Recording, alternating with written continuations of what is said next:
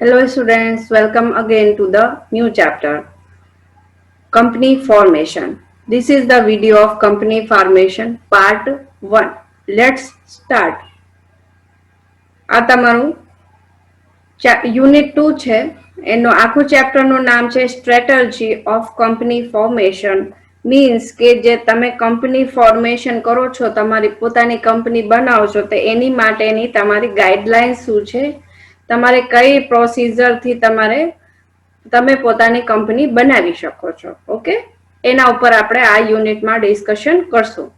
સૌથી પહેલા આપણે જોઈ લઈએ કે આપણે કયા કયા ટોપિક્સ આપણે આમાં ભણવાના છીએ, ડિસ્કસ કરવાના છીએ, કી કોન્સેપ્ટ. ઓકે, કયા ટોપિક્સ છે? તો આમાં ટોટલ 10 ટોપિક્સ છે. ઓકે, કયા કયા છે?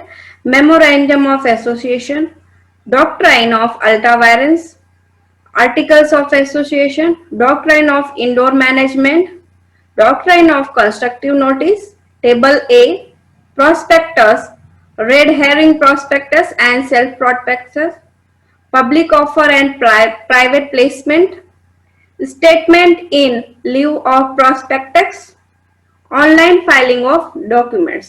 ટોટલ આટલા ટોપિક્સ આપણે આ યુનિટમાં ડિસ્કસ કરશું એના ઉપર. ઓકે, તો સૌથી પહેલા શું આવશે તમારે? ઇન્ટ્રોડક્શનમાં આપણે જોઈ લઈએ કે મેઇન પાર્ટ્સ કયા છે આ ચેપ્ટરમાં. તો this chapter mainly discusses important documents relating to the company formation. કે તમે કંપની બનાવો છો તો એની માટે કયા ડોક્યુમેન્ટ્સ તમારે જોશે એના ઉપર આપણે આ ચેપ્ટરમાં ડિસ્કશન કરશું. The part and corresponding topics have been stated below. તો એમાં કયા કયા પાર્ટ્સ છે અને એમાં કયા ટોપિક્સ અંદર આવશે એના નીચે ડિસ્કશન આપેલું છે. તો કયા છે? Part 1, part 2, part 3 and part 4. આખું ચેપ્ટર તમારે આ પાર્ટ 4 પાર્ટ્સમાં ડિવાઇડ છે. તો પહેલો પાર્ટ શું છે? Memorandum of association. Second part is articles of association. Third is prospectus. Fourth is online filing of documents. તો સૌથી પહેલો પાર્ટ આપણે લઈશું કયો? Memorandum of association. ઓકે, તો part 1 memorandum of association section 4 ઇસેમાં આવશે.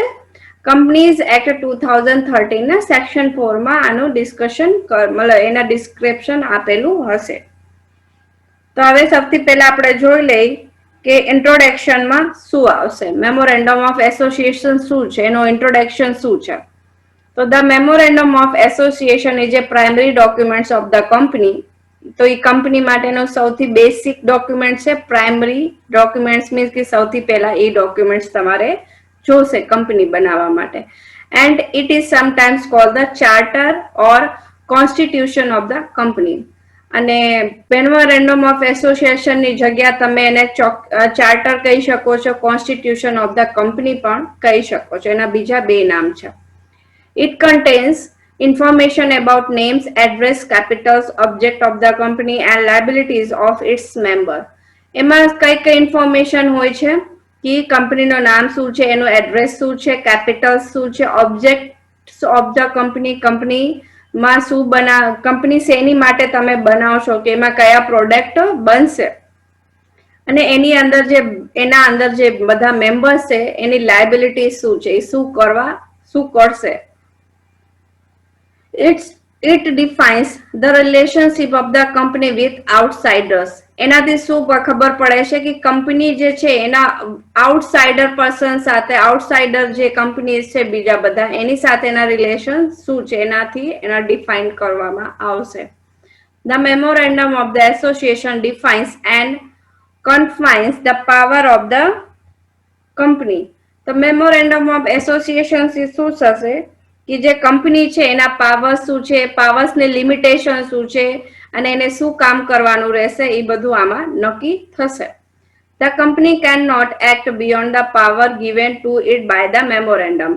હવે જે મેમોરેન્ડમ થ્રુ કંપનીને જેટલા પાવર આપવામાં આવ્યા છે એનાથી વધારે કંપની એકે કામ કરી શકશે નહીં. જે પાવર છે એના અંદર જ એને કામ કરવાનું રહેશે, જે એને લિમિટ આપેલી હશે. The purpose of the memorandum is to enable the shareholders, creditors, and those who deal with the company to know what it is permitted range of activity. તો મેમોરેન્ડમનું પર્પસ શું હોય છે કે જે શેર હોલ્ડર્સ છે, creditors છે અને જે પણ કંપની સાથે ડીલ કરેલી છે તો એમને ખબર પડે કે એમને કઈ રેન્જમાં પોતાની એક્ટિવિટી કરવાની છે, કયા રેન્જ સુધી એમને વર્ક કરવાનું છે, એમની લિમિટ શું છે વર્ક કરવાની. Each company of any time has to draft a memorandum of association. બધી કંપની પાસે મેમોરેન્ડમ ઓફ એસોસિએશન નું એક ડ્રાફ્ટ હોય છે. This is a mandatory document to get the company registered under the Company Act 2013. Any activity outside the memorandum will be treated as a ultra vires beyond the powers. હવે જે memorandum document છે તો એ શું કરવામાં આવે? This is a mandatory document to get the company registered under the Company Act 2013. આ જે document છે એ તમારે તમારી જે કંપની છે એને રજીસ્ટર કરાવવા જાશો જ્યારે તમે કંપનીઝ એક્ટ 2013 પ્રમાણે ત્યારે તમારે આ ડોક્યુમેન્ટ્સ લઈને જવાનું રહેશે. કયો ડોક્યુમેન્ટ્સ? મેમોરેન્ડમ ઓફ એસોસિએશન વાળું પ્રાઇમરી ડોક્યુમેન્ટ્સ. અને બીજું કે જે મેમોરેન્ડમ છે બરાબર, એની અંદર જેટલા રૂલ્સ રેગ્યુલેશન્સ લખેલા છે એની કરતા વધારે તમે કંઈક વર્ક કરશો તમારી કંપનીના, એના લિમિટ તોડીને તમે કંઈક કામ કરશો તો એ તમારે શેના જેમ, ક્રાઇમના જેમ તમારે ટ્રીટ કરવામાં આવશે કે તમે કંઈક ક્રાઇમ કર્યું છે, તમે રૂલને બ્રેક કર્યું છે, એ રીતે તમને ટ્રીટ કરવામાં આવશે. એટલે મેમોરેન્ડમ ઓફ એસોસિએશનમાં જેટલા એક્ટિવિટીઝ લખ્યા હોય, જેટલા કંપનીના લિમિટ્સ લખેલા હોય એ જ પ્રમાણે તમારે વર્ક કરવાનું રહેશે, એટલા જ પાવરનું તમારે યુઝ કરવાનું રહેશે. એના કરતા વધારે તમે એક પણ કામ કરી શકશો નહીં. હવે એ ઇન્ટ્રોડક્શન હતું કે મેમોરેન્ડમ ઓફ એસોસિએશન શું છે. હવે ડેફિનિશન્સ જોઈએ. Definitions of Memorandum of Association. Let us overview a few definitions of the Memorandum of Association. 3 definitions છે, તમને જે પણ એક યાદ રહે તમારે યાદ રાખવાની રહેશે. The Companies Act Section 256.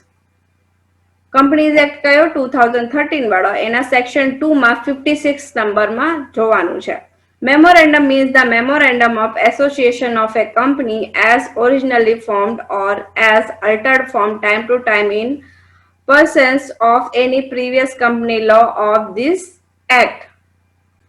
એનું મીનિંગ છે કે જે મેમોરેન્ડમ ઓફ એસોસિએશન તમે બનાવ્યું છે કંપની માટે સ્ટાર્ટિંગમાં, તો તમારે શું કરવાનું કે એને ટાઈમ ટુ ટાઈમ ચેન્જ કરી દેવાનું. જે પ્રીવિયસ કંપની લો હોય અને જે તમારે પાછું નવા કંપની એક્ટ બને, કેમ કે ઘડિયા ચેન્જ રહેતા હોય છે, તો એ પ્રમાણે તમારે મેમોરેન્ડમ ઓફ એસોસિએશનના જે પોઈન્ટ્સ છે એને ટાઈમ ટુ ટાઈમ તમારે ચેન્જ કરતા રહેવાનું રહેશે. Second one is Lord Cairns. The memorandum of association of a company is its charter and defines the limitation of the power of the company. Memorandum of association શું છે કે એ એક charter તરીકે work કરે છે. કેવી રીતે કે તમારી જે કંપની છે એના પાવર્સની લિમિટેશન બતાવે છે કે તમારે આટલા જ પાવરની લિમિટ છે તમારી પાસે, તમારે એના અંદર રહીને જ વર્ક કરવાનું છે. The memorandum contains the fundamental conditions upon which alone the company is allowed to be incorporated. હવે જે મેમોરેન્ડમ છે એ ફંડામેન્ટલ કન્ડિશન છે જેનાથી કંપનીને એલાઉ કરવામાં આવે છે કે એલાઉ ટુ બી ઇનકોર્પોરેટેડ, કે તમે ઇનકોર્પોરેટેડ કંપની છો. હવે થર્ડ કઈ ડેફિનેશન છે? Lord મેકમિલન. The purpose of memorandum is to enable the shareholders, creditors, and those who deal with the company to know what its permitted range of enterprise. તો memorandum એસોસિએશનનું purpose એ છે કે જે કંપનીના share holders હોય, creditors હોય અને જે પણ પર્સન કંપની સાથે ડીલ કરે છે તો એમને પોતાની knows that what its permitted range of enterprise, કે એન્ટરપ્રાઇઝ યા કંપનીની કામ કરવાની ક્ષમતા શું છે, એની રેન્જ શું છે, લિમિટેશન શું છે, એ બધાને ખબર પડી જાય. આ 3 ડેફિનિશન્સ છે. હવે key aspect of the memorandum association. We will discuss following aspect of the memorandum of association. કયા કયા છે? આ 4 પોઈન્ટ્સ આપણે મેમોરેન્ડમ ઓફ એસોસિએશન માં ડિસ્કસ કરવાના છીએ. તો first is format of model memorandum of association. આ શેમાં મેન્શન છે? સેક્શન 4(6) માં. Clauses of memorandum of association means memorandum of association ના પોઈન્ટ્સ કયા કયા છે એ શેમાં મેન્શન છે? સેક્શન 4 માં મેન્શન છે. Third is signing the memorandum of association. Fourth point is alteration of memorandum. કી મેમોરેન્ડમમાં ચેન્જીસની ક્યારે રિક્વાયરમેન્ટ રહેશે, આ તમને આપેલું છે સેક્શન 13 માં. તો આપણે સૌથી પહેલો ફર્સ્ટ પોઈન્ટ માં ડિસ્કશન કરશું. Format of model memorandum of association section 4(6). So section 4(6) requires that memorandum of association of companies shall be drawn up in such a form as given in table A, B, C, D, E. In schedule 1 to the act as may be applicable in the case of the companies such as. હવે total table છે A, B, C, D, E. તો memorandum of association શું કરે છે કે આ ફોર્મમાં તમારી પાસે વર્ક મેમોરેન્ડમ ઓફ એસોસિએશન અને લિમિટેશન્સ હોય બધું આમાં હોવું જોઈએ, આ ફોર્મમાં હોવું જોઈએ, બરાબર. અને કંપનીમાં કયો એપ્લિકેબલ છે આમાંથી 1, 2, 3, 4, 5 પાંચે પાંચમાંથી તમારે જોઈ લેવાનું, જે કંપનીમાં લાગુ પડતું હોય એ પ્રમાણે તમારે ટેબલ બનાવવાની રહેશે. તો પેલી ટેબલમાં શું આવે છે? ટેબલ એ માં memorandum of association of a company limited by shares. Shares પ્રમાણે તમે કંપની ભેગી બનાવી હોય તો તમારે ટેબલ એ લેવાની. ટેબલ બી માટે Memorandum of Association of a company limited by guarantee and not having a share capitals. guarantee ઉપર હોય અને એમાં share capitals ન હોય તો ટેબલ બી તમારે બનાવવાનો. ટેબલ સી માટે Memorandum of Association of a company limited by guarantee and having a share capital. એમાં guarantee પણ હોય અને share holders પણ હોય તો ટેબલ સી બનાવવાનું. ટેબલ ડી માટે Memorandum of Association of an unlimited company and not having a share capitals. એક અનલિમિટેડ કંપની હોય અને એમાં શેર કેપિટલ્સ ન હોય તો એની માટે ટેબલ ડી તમારે બનાવવાનું. ટેબલ ઈ માટે memorandum of association of an unlimited company and having a share capitals. આમાં શેર હોલ્ડર્સ હોય અને અનલિમિટેડ કંપની હોય ત્યારે તમારે કયો ટેબલ લેવાનું? ટેબલ ઈ લેવાનું. તો 5 ટાઈપ્સના ટેબલ તમારે તમે કઈ રીતની કંપની બનાવી છે એ પ્રમાણે તમારે બનાવવાનું રહેશે, બરાબર. Second point is classes of memorandum of association section 4. હવે એની અંદર તમારે ટોટલ 7 પોઈન્ટ્સ છે, બરાબર. તો હું તમને આ વિડીયોમાં 3 પોઈન્ટ સુધી ડિસ્કશન કરશું. 4, 5, 6 and 7 4 પોઈન્ટ્સ નેક્સ્ટ વિડીયોમાં ડિસ્કશન કરીશ. ઓકે, તો જોઈએ આપણે classes of memorandum of association. The memorandum of association is a basic, fundamental and unalterable documents of a company. કે આ બેસિક મેમોરેન્ડમ ઓફ એસોસિએશન જે ડોક્યુમેન્ટ્સ છે, બરાબર, એ સૌથી બેસિક રિક્વાયરમેન્ટ છે. ફંડામેન્ટલ મીન્સ સૌથી પહેલા તમારે આ ડોક્યુમેન્ટ્સ તમારી પાસે હોવું જોઈએ અને ફિક્સ પણ છે. તો આ સૌથી પહેલા તમારે કંપની જ્યારે તમે બનાવો ત્યારે આ તમારે જોશે. Which contains various important class, જેની અંદર ઘણા બધા ઇમ્પોર્ટન્ટ પોઈન્ટ્સ હશે. શેની માટે? કંપની માટેના, બરાબર. કે કંપનીના પાવર્સ શું છે અને એની લિમિટેશન શું છે. તો સૌથી પહેલો પોઈન્ટ છે કે the name close.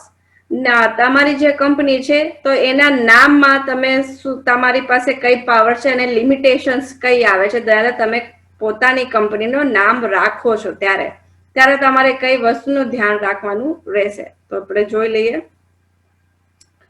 Section 4 no A part 1 માં એ part. A company is a distinct legal entity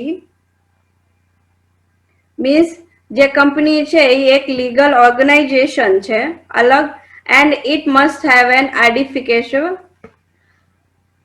આઈડેન્ટિફાયેબલ name, અને એની પાસે એક એની પોતાની એક આઈડેન્ટિટી વાળું નામ હોવું જોઈએ. અંડર ધીસ ક્લોઝ, આને ઈ ક્લોઝ ની અંદર the corporate name of the company is stated. એની અંદર કંપનીનું જે નામ છે એ તમારે લખવામાં આવશે. A company can choose a suitable name. એક જે કંપની છે એ પોતાનું નામ ચૂઝ કરી શકે છે. The name clause specify the following provisions. હવે જ્યારે તમે નામ વિચારો છો, ચૂઝ કરો, તો ત્યારે તમારે આ ફોલોઈંગ પ્રોવિઝન્સ જે આપેલા છે એ પ્રમાણે એ રૂલ્સનો તમારે ફોલો અપ કરવાનું રહેશે. કયા કયા રૂલ્સ છે? First point is, if the company is limited by shares or guarantee, એક કંપની જે છે એ તમારે શેર હોલ્ડર ઉપર છે, તો the last word s in the name of the company is limited or private the company as the case may be. તો તમારે શું કરવાનું, એમાં જે તમે નામ ચૂઝ કર્યું છે તો તમારે નામની અંદર એસ, છેલ્લે એસ લગાડવાનું રહેશે. The last word S in the name of the company is limited or private of the company as the case may be. જે પણ કંપની હોય તમારે એમાં લાસ્ટમાં શું લખવાનું? S. This clause is not applicable to the charitable company formed under section 8. હવે આ જે રૂલ છે એ ચેરિટેબલ કંપની માટે એને રૂલ એપ્લિકેબલ નથી, એને આ રૂલ ફોલો કરવાનું રહેતું નથી. કયા રૂલ, કયા સેક્શનમાં? સેક્શન 8 પ્રમાણે. Second one is, the name is stated in the memorandum must not be too identical or similar to the name of existing company registered under this act or under any provision previous company law. તમારે એવું નામ choose કરવાનું રહેશે કે ઈ choose કરવામાં ઈ ધ્યાન રાખવાનું રહેશે કે તમે જે નામ ચૂઝ કરો છો ને તો એની જેવું કે એનું સિમિલર નામ બીજા કોઈ કંપની નથી રાખેલું ને, એના જેવું નામ બીજા કોઈ કંપની રજીસ્ટર નથી કરાયું ને, ઈ પણ તમારે એમાં ધ્યાન રાખવાનું રહેશે.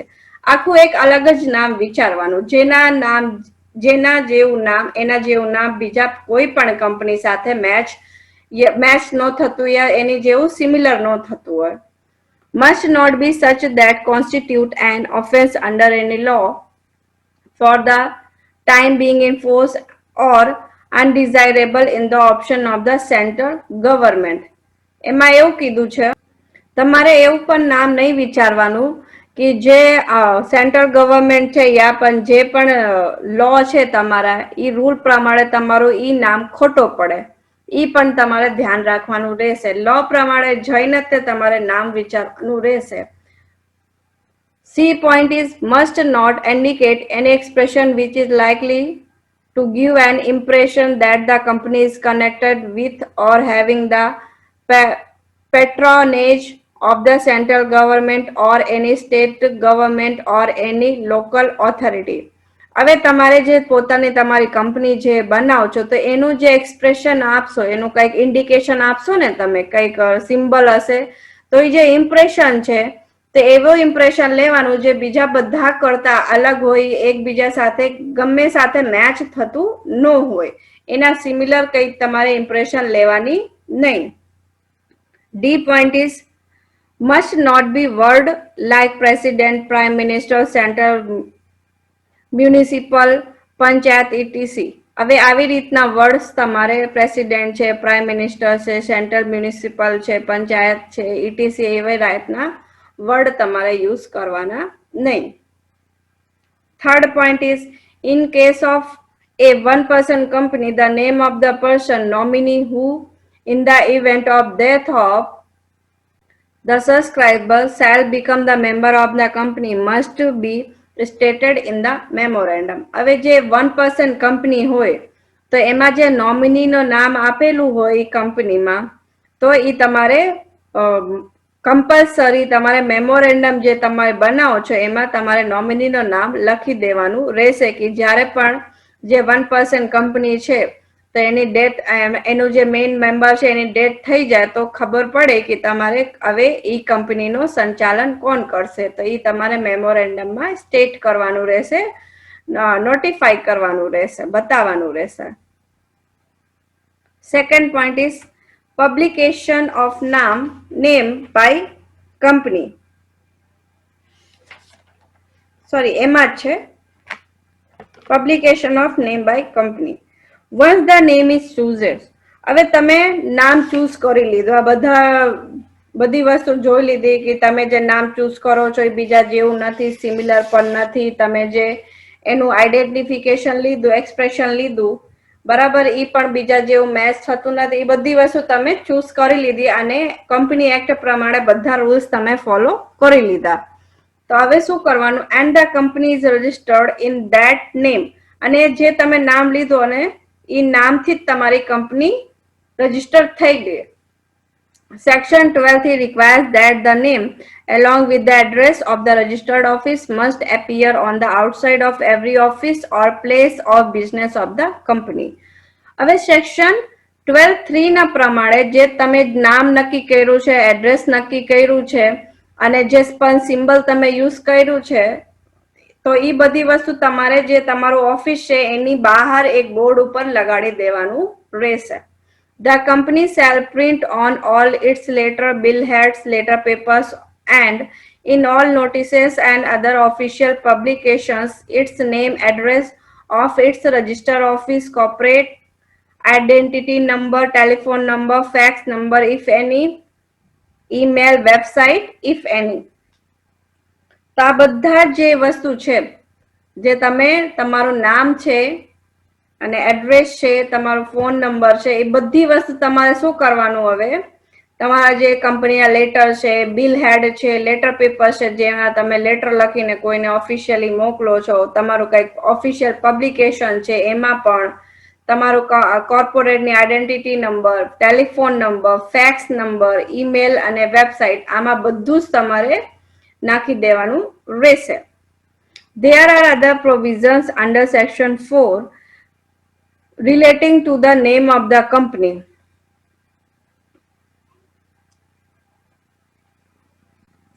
એનું મીનિંગ છે કે સેક્શન 4 પ્રમાણે તમારે જે તમારું નામ છે કંપનીનો એની માટે બીજા પણ પ્રોવિઝન્સ છે. હવે એ પ્રોવિઝન્સ એની માટે છે, 1% કંપની માટે છે. તો આગળ જોઈએ. In case of a 1% company OPC, the word OPC shall be mentioned in the bracket below the name of such company wherever its name is printed, affixed and engraved. There are some other provisions relating to the name clause. હવે જે 1% company છે તો એને જે board તમે બનાવશો તો એની નીચે તમારે ઓપીસી લખવાનું કમ્પલસરી રહેશે, બરાબર. એ અને બીજે જેટલા પણ જગ્યા તમારું કંપનીનું નામ આવશે, એડ્રેસ આવશે, એ બધી જગ્યા તમારે ઓપીસી લખવાનું કમ્પલસરી રહેશે. હવે આ લાસ્ટ લાઈનમાં શું કીધું છે, ઘણા બધા નામથી રિલેટેડ પ્રોવિઝન્સ છે, એની જ્યાં પણ રિક્વાયરમેન્ટ હોય છે એ પ્રમાણે આપણે એને ફોલો કરીએ છીએ. The registered office clause. Second point.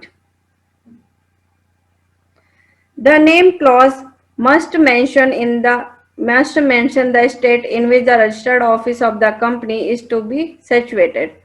હવે જે નામ છે એ તમારે બતાવવાનું રહેશે સ્ટેટમાં in which registered office of the company, અને કંપની રજિસ્ટર્ડ ઓફિસમાં પણ તમારે બતાવવાનું રહેશે કે તમારી કંપની ક્યાં સિચ્યુએટ છે, ક્યાં તમે કંપની ખોલી છે.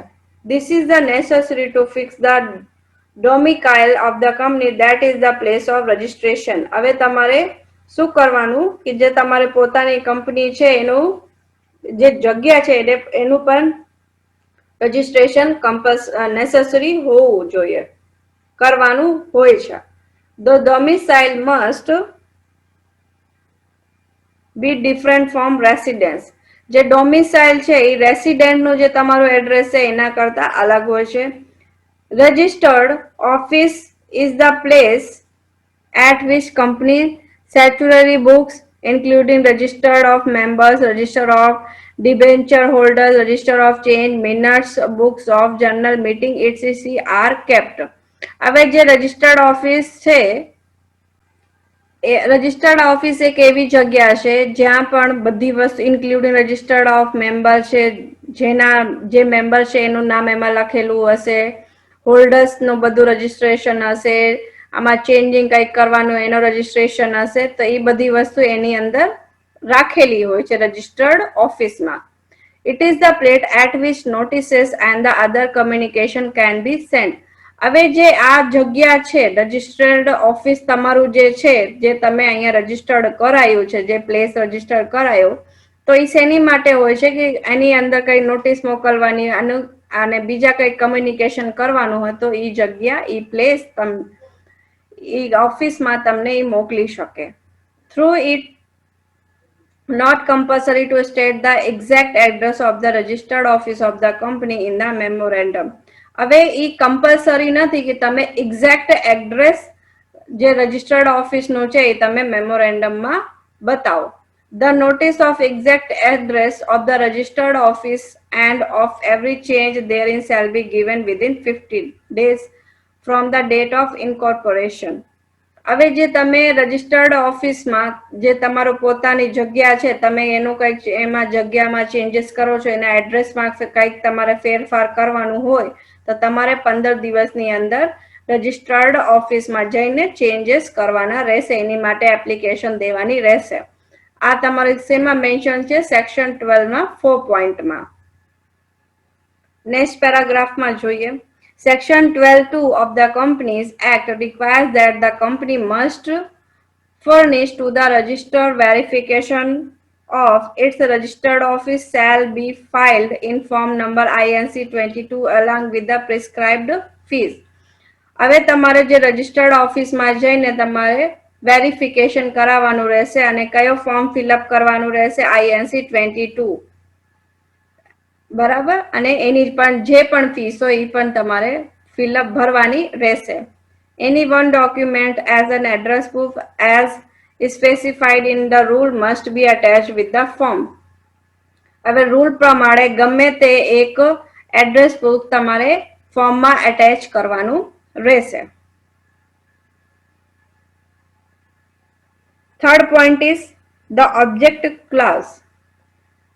Section 4(1)(c). This is the most important clause of the Memorandum of Association. Memorandum of Association ના સૌથી important point છે.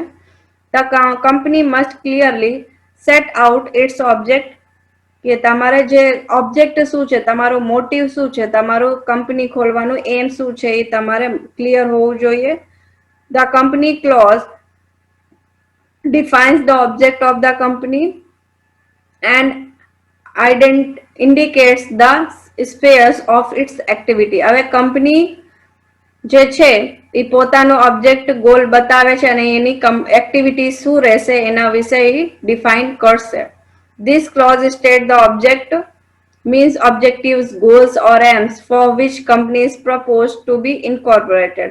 તમારે બતાવવાનું રહેશે કે કંપની જે તમે ઇન્કોર્પોરેટમાં લઈ જાઓ છો, બનાવવા માંગો છો, ફોર્મેટ કરવા માંગો છો, તો એનું ઓબ્જેક્ટ શું છે તમારી કંપનીનો. This provision is necessary to protect the financial interest of the members who invest their money in the company. આ પ્રોવિઝન્સ બનાવવાનું મીનિંગ આ છે કે જે મેમ્બર છે કંપનીના, જે પર્સન્સ આ કંપનીમાં ઇન્વેસ્ટ કર્યું છે તો એમનું ફાઇનાન્શિયલ ઇન્ટરેસ્ટ બતાવવા, પ્રોટેક્ટ કરવા માટે. And also protect the interest of the public at large who deals with the company. અને બીજા બધા પબ્લિકના પર્સન્સ જેમને પણ આ કંપનીમાં ઇન્વેસ્ટ કર્યું હોય એમના ફાઇનાન્શિયલ ઇન્ટરેસ્ટને પ્રોટેક્ટ કરવા માટે આ પ્રોવિઝન બનાવવામાં આવ્યું છે.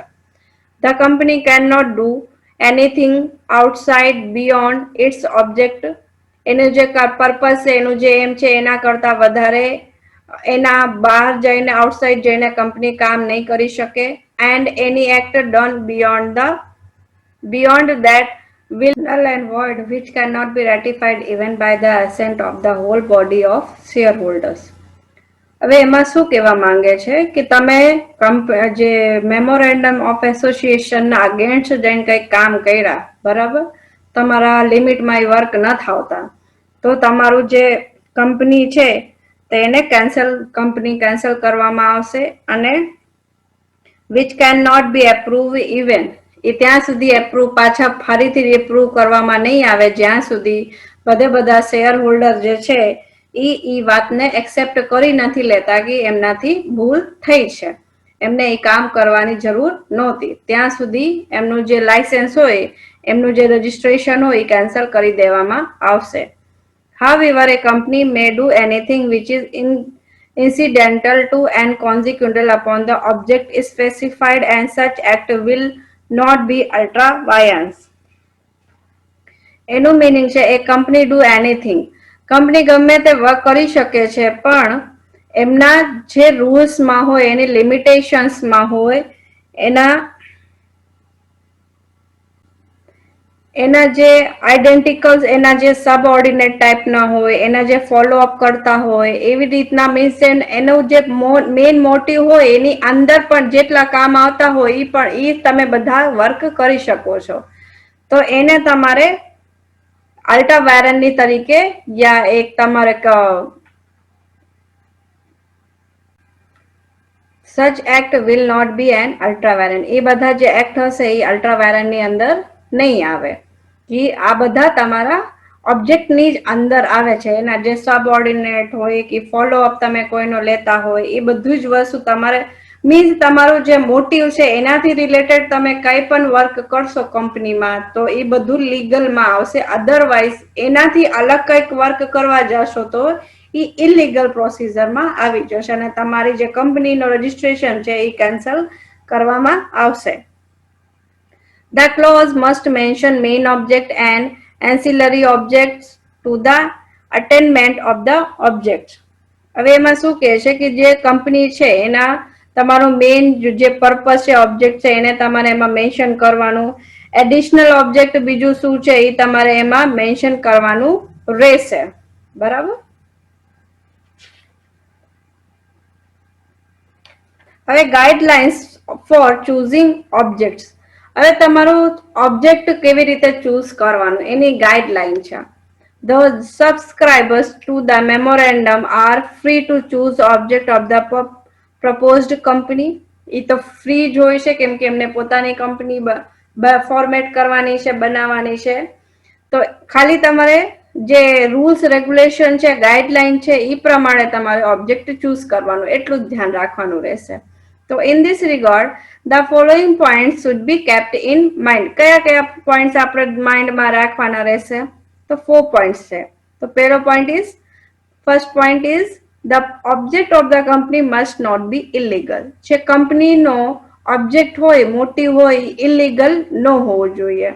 The object must not be against the provisions of the Companies Act. Companies Act ના જે પ્રોવિઝન્સ છે એને અગેન્સ્ટમાં ન હોવું જોઈએ, એના રૂલને તોડવાનું નહીં. જે કંપનીઝ એક્ટના પ્રોવિઝન્સમાં આપેલા છે બધા રૂલ રેગ્યુલેશન, એ એના વિરોધમાં તમારે ઓબ્જેક્ટ નહીં લેવાનું. The object must not be against public policy. Public પોલિસીના અગેન્સ્ટમાં તમારે ઓબ્જેક્ટ નહીં લેવાનું, ચૂઝ નહીં કરવાનું. Fourth point is the object must be stated clearly and definitely. They should not be ambiguous. હવે જે કંપનીનો તમારો ઓબ્જેક્ટ છે એને તમારે ક્લિયરલી અને ડેફિનેટલી કે આની અંદર આપણે શું શું કરશું બધું જ ક્લિયર લખી દેવાનું રહેશે. એ પછી પાછું ચેન્જ કરી શકશો તમે નહીં. આટલી વસ્તુ તમારે ધ્યાન રાખવાની રહેશે જ્યારે પણ તમે કંપની માટે ઓબ્જેક્ટ તમે ચૂઝ કરો છો. ઓકે, આ 3 પોઈન્ટ્સ આપણે આમાં આજે ડિસ્કશન કર્યા. બીજા 4 પોઈન્ટ્સ તમારે બાકી રહે છે. કયા કયા બાકી રહેશે? The liabilities clause, capital clause, the association clause and nominee clause for an ઓપીસી.